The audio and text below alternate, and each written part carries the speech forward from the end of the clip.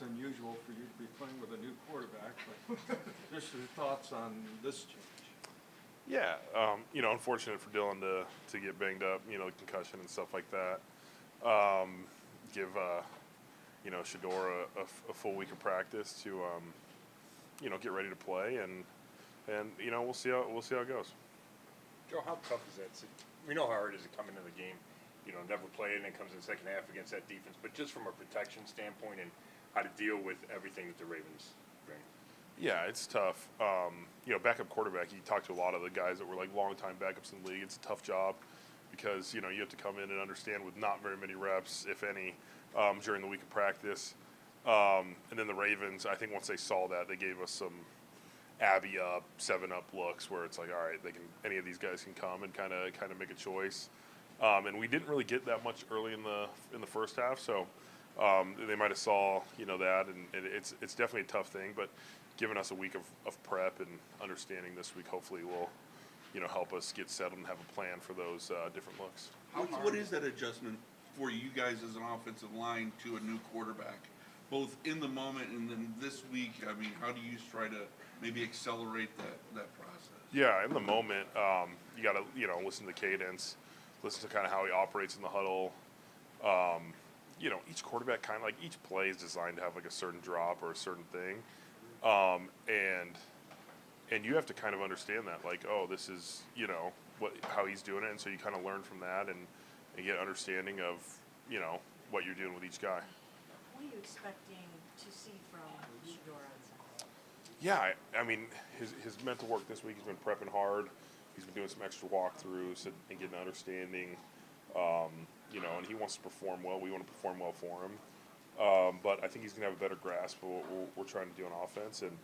And hopefully that translates to some good drives, some sustained drives, some points scored. It's kind of what we're looking for. Joe, from lefty back to righty now, does that affect the offensive line much, or is it just part of the course? I think it's par for the course. We were getting used to Dylan a little bit, but once I started playing with, I'd never really played with a lefty.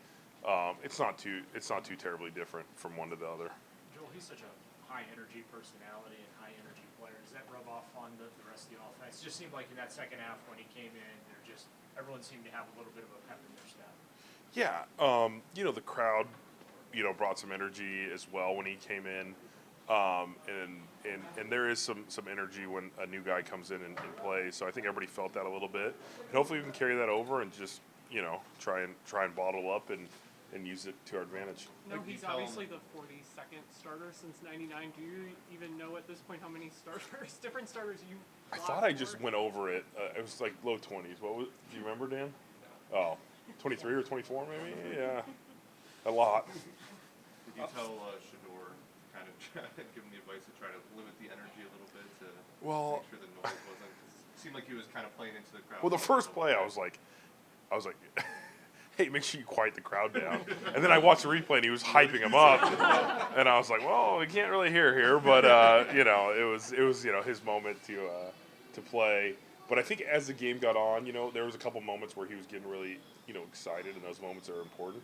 But like there's a fine line of like great energy and like, hey, let's get the next play call in, and so I think he'll understand that as he goes. But when you're in that moment, he's kind of just playing off feelings, and those were kind of the moments that he was playing with. If he gets the first reps with you guys, right, the first team offense this week, like, how can you, just as a unit, go about making him feel more comfortable and trying to get him as prepared as possible?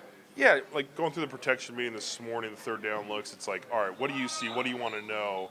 If we're on silent count and I'm looking back, like, do you need me to tell you something, like who we're going to? And just his understanding of what he wants to see in those kind of looks.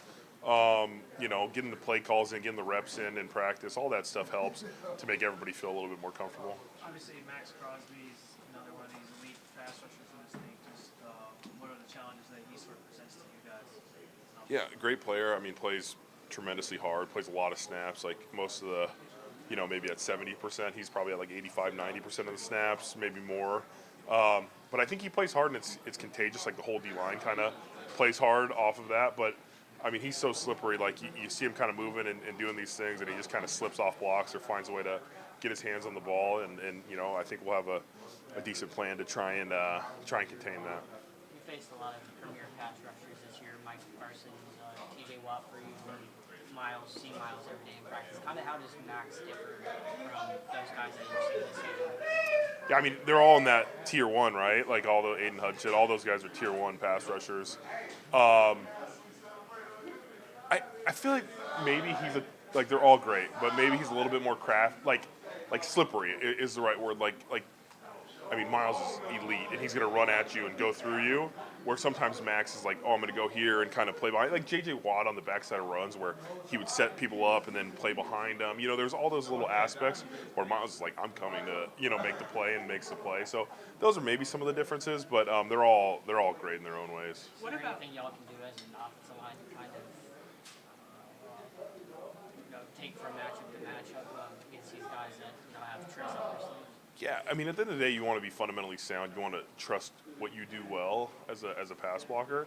But each guy's so different that you kind of have to play into that, and hopefully you get some chips and some double teams and some slides your way to give you a little bit more confidence to be a little bit more aggressive with these guys. What about Max's ability to get hands on footballs at the line? I think he's got like 4 bats already this season. Yeah, it's pretty impressive. I think sometimes when he gets chipped or double teamed, he'll make a conscious effort to be like, all right, I'm not getting to the quarterback on this play, and then he almost starts playing volleyball at the line of scrimmage, which is pretty impressive. I think those guys just have such an instinct for plays and the way they do things that he's like, yeah, I'm not going to affect the quarterback on this play, but I can still maybe make a play for my defense. What about the fact that the Raiders, I saw the stat yesterday, they are second in the NFL in yards per rush allowed. So it's going to be tough sledding, isn't it? Yeah, they do a good job. Like I said, their front, I think, plays hard. They this last couple games, they've been putting 4 or 5 guys on the line. They've been a 4 down early in the season, but they put 5 guys on the line last couple weeks. I think they're trying to find a way to have an identity on defense, and they've done a good job. So we'll be focused trying to get Q going this week. What are you thinking, Joe, when you see Myles on the streak that he's on right now? Yeah, it's great. I think that's how you to me, sacks are they're obviously a great stat, but I think he's been this dominant, for 2-3 years now. I think he's at, he's playing at a very high level.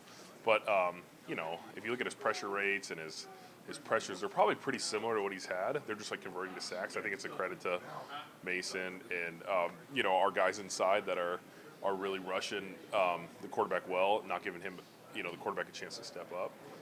So it's been a group effort, but it's been impressive. I'm like, keep, break the record, keep going, do something. But our defense is playing great, and like we said, we're trying to pull our weight on the offensive side of the ball. And do you feel like he should get NFL Defensive Player of the Year, even if you guys aren't even without you guys winning? Yeah, if you look at the games and the stats, I think he has been the best defensive player in the league, and if that's what the award is, then he should get it, and Carson should be the Defensive Rookie of the Year because he's playing out of his mind too. So from your perspective, that interior pressure, how much harder is it for a team to create pressure on the inside to stop an edge rusher like Myles Garrett?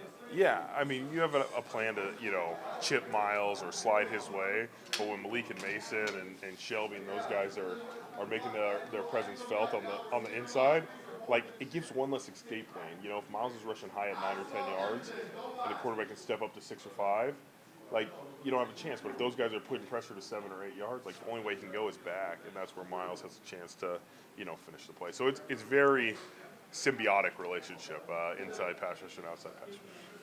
It's a big word there. I know, I tried in Nevada. I was like, is that the right word? But, You got it. yeah. Thanks, Sweet. Joe. Yeah, thanks, guys.